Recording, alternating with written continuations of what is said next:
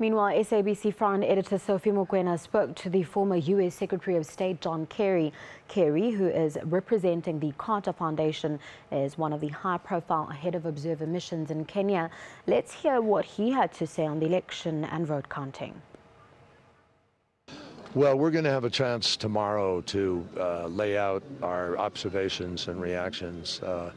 I have said publicly, and I think that that the news media have shown this, that there was a good turnout, healthy turnout, strong, very patient, very calm.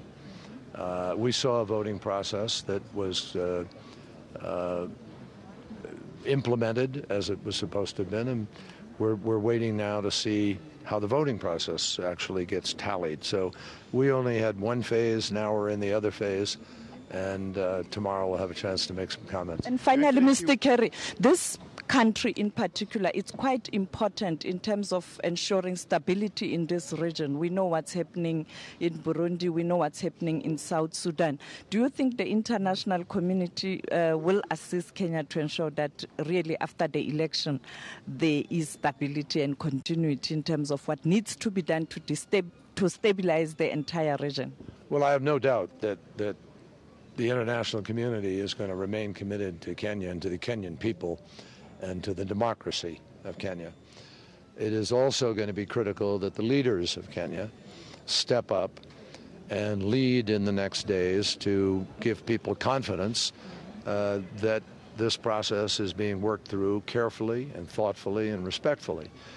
The one thing that I think we would like to emphasize, all of us who have been observers so far, and I say so far, is that the IEBC has put in place a system that provides redundancy, that the ability of the ballots to be secured and to be able to be counted appears to be very, very strong.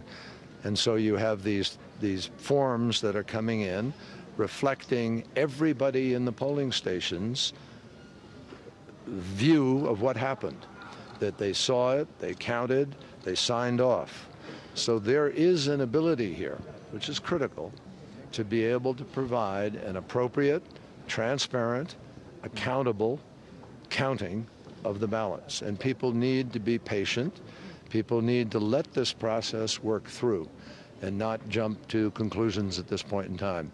I think Kenyans have the opportunity here to show Africa and the international community an election that followed the rules, followed the process, and honors everybody's vote.